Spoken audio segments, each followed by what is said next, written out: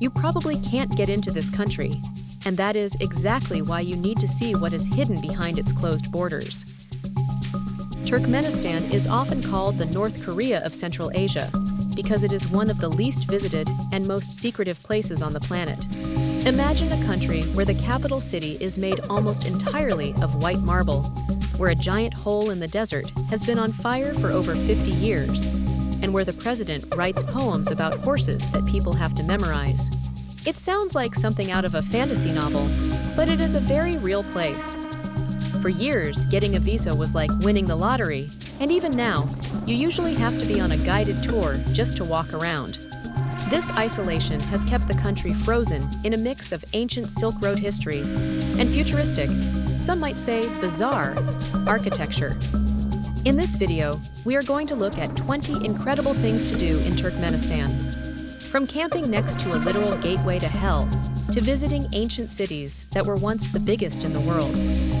Stick around, because some of the rules and sites in this country are unlike anything you have ever heard of. Before we get into the list, you have to understand how strange the logistics are. Most people who try to go to Turkmenistan get rejected. You need a letter of invitation, which is a fancy document approved by the government. Once you get in, you realize this is not a normal vacation. You will likely have a guide with you at all times. You will see police on every corner in the capital, and there are many places where you are not allowed to take photos. But if you can handle the rules, you get to see a world that very few Westerners have ever set foot in. It is a land of massive deserts, golden statues, and some of the friendliest people you will ever meet, who are often just as curious about you as you are about them. The first thing you have to do is explore Ashgabat. This city holds the Guinness World Record for the highest density of white marble buildings. There are over 500 buildings covered in expensive Italian marble. When you drive into the city from the airport, it feels like you have entered a science fiction movie. Everything is white and gold. Even the streetlights and the trash cans are painted gold or silver. The streets are incredibly clean, almost suspiciously clean.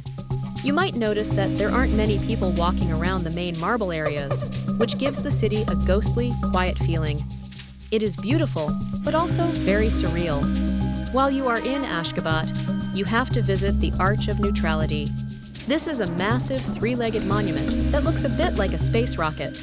On top of it sits a giant gold statue of the first president, Saparmurat Niyazov. For a long time, this statue actually rotated so that the president's face was always toward the sun. They have stopped the rotation now, but you can still take an elevator to the top. From there, you get a bird's-eye view of the entire marble city and the mountains that border Iran.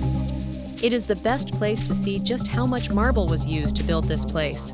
Next, head over to Independence Park. This is a huge green space filled with fountains and massive statues. The statues represent the heroes of Turkmen history, and they are all painted in bright gold. The centerpiece is a giant monument that looks like a traditional Turkmen tent, but much bigger and made of white stone. It is a great place to walk around, but be careful where you point your camera. The guards are very strict about not taking pictures of government buildings nearby.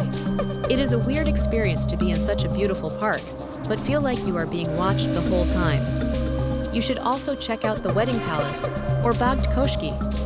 In Turkmenistan, the government likes to make sure everything looks a certain way, even where people get married. This building is a geometric masterpiece. It has a giant disco ball-like globe inside a frame made of 8 pointed stars. It sits on a hill overlooking the city, and at night, it lights up in different colors. People actually go there to get married, and it is common to see long lines of white limousines waiting outside. Interestingly, in Turkmenistan, you are mostly only allowed to drive white cars in the capital, so the wedding convoys all look identical. For something a bit more serious, visit the Halk Hakadasi Memorial Complex. This is a massive area dedicated to those who died in World War II and the devastating 1948 earthquake. The earthquake destroyed almost the entire city and killed tens of thousands of people. There is a huge statue of a bronze bull holding a cracked earth on its back, with a small golden child being saved. That child represents the former president. It is a very moving place and shows the resilience of the people who had to rebuild their entire lives from scratch. If you want to see something truly quirky, go to the Alum Entertainment Center. This building houses the world's largest indoor Ferris wheel. Because it is inside a glass and steel shell, you don't get a great view of the outside, but that's not really the point. The point is the record. Inside the center, there is also a bowling alley and a small space museum. It is often very quiet, so you might be the only person on the Ferris wheel. It is a great example of the record-breaking obsession that defines modern Ashgabat. Now, we leave the city and head into the Karakum Desert to see the most famous site in the country, the Darvaza Gas Crater, also known as the Door to Hell. This is a giant pit that has been burning since 1971. The story goes that Soviet engineers were drilling for gas when the ground collapsed. To stop dangerous gases from spreading, they decided to light it on fire, thinking it would burn out in a few weeks. It has been burning for over 50 years. Standing on the edge of this crater at night is an experience you will never forget. The heat is intense, and the sound of the flames is like a jet engine. Most people camp in tents nearby. There is no fence, no ticket booth, and no safety rails. It is just you and a giant flaming hole in the middle of a dark desert. Many people don't realize that Turkmenistan has some of the most beautiful natural landscapes in Asia. Yangykala Canyon is often called the Grand Canyon of Central Asia. Millions of years ago, this area was the floor of a massive sea. Now it is a series of deep canyons with walls that are bright pink, red, and yellow. The colors change depending on the time of day. It is very remote, and you will likely be the only tourists there. You can even camp on the plateau overlooking the cliffs. It is peaceful, silent, and incredibly vast. If you want a break from the desert heat, you have to go to Kunya-Urgench. This is an underground lake located about 60 meters beneath the earth inside a cave. To get there, you walk down a long, slippery metal staircase into the darkness. The air gets hot and smells like sulfur, which smells a bit like rotten eggs. But when you reach the bottom, there is a large lake of warm, mineral-rich water. The temperature stays at about 35 degrees Celsius all year round. Swimming in the dark, with bats flying high above your head in the cave ceiling, is a bit spooky but very relaxing. It is a favorite weekend spot for locals too.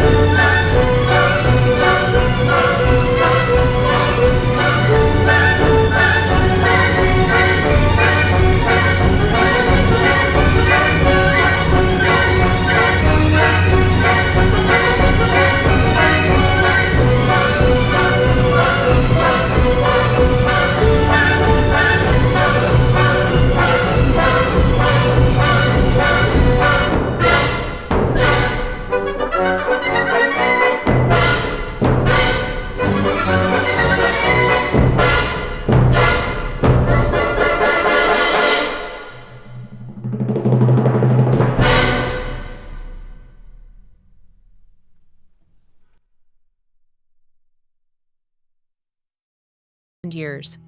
It was part of what historians call the Margiana civilization. They have found evidence of complex fire temples and advanced irrigation systems here. Some people even believe this might be the birthplace of the Zoroastrian religion. It is located deep in the desert, and getting there requires a sturdy four-wheel drive vehicle. But seeing a city this old is worth the bumpy ride. To see the real, everyday life of the Turkmen people, you have to go to the Tolkuchka Bazaar. This is a massive outdoor market on the outskirts of Ashgabat. It is most famous for its carpets. Turkmen carpets are world-renowned for their deep red colors and intricate patterns. You can find everything here, from massive rugs that would cover a whole room to small bags and camel decorations. But it is not just carpets. You will see people selling camels, goats, traditional hats called telpeks, which are big and fluffy and made of sheepskin, and all kinds of jewelry. It is loud, colorful, and a great place to try local street food. If you are staying in the center of Ashgabat, visit the Gulistan Bazaar, also known as the Russian Bazaar. It is an indoor market where you can buy fresh fruit, vegetables, nuts, and spices. The building itself is a cool example of Soviet-style architecture. Make sure to try some of the local melons. Turkmenistan is very proud of its melons. They even have a national holiday dedicated to them. They are some of the sweetest and juiciest melons you will ever taste. You can also find Russian snacks like smoked fish and pickled vegetables here. If the bazaar wasn't enough for you, go to the National Carpet Museum. It might sound a bit boring to go to a museum just for carpets, but in Turkmenistan, carpets are a matter of national pride. They are even on the national flag. The museum holds the largest hand-knotted carpet in the world. It is so big that they had to build a special room for it. You can see how the patterns differ between the various tribes of Turkmenistan. It is a great way to understand the tribal history of the country and the incredible skill it takes to make these rugs by hand. You cannot visit this country without seeing the Akalteke horses. These are known as golden horses because their coats often have a metallic shimmer that glows in the sun. They are one of the oldest horse breeds in the world and are famous for their speed and endurance. The Turkmen people treat these horses like family members. There are special stables near Ashgabat where you can go to see them. They are tall, thin, and incredibly elegant. Seeing them run is like watching a piece of art move. The government loves them so much that they have built marble stables with air conditioning for them. On the western coast of the country, on the Caspian Sea, is Awaza. This is perhaps the strangest place in Turkmenistan. The government spent billions of dollars building a high-tech luxury resort zone with dozens of massive hotels, water parks, and yacht clubs. The problem is, because it is so hard to get a visa, the hotels are often almost empty. It feels like a luxury ghost town. You can walk down a massive boardwalk and be the only person there. It is a weird place to visit, but the hotels are very nice, and the sea air is a nice break from the desert. For a completely different vibe, head into the Kopet Dağ Mountains to the village of Nohur. This place feels like it belongs to another century. The people here have their own unique dialect and traditions that are different from the rest of the country. One of the most interesting things to see is the local cemetery. Instead of normal headstones, the graves are decorated with the horns of mountain goats. The people believe these horns protect the souls of the dead.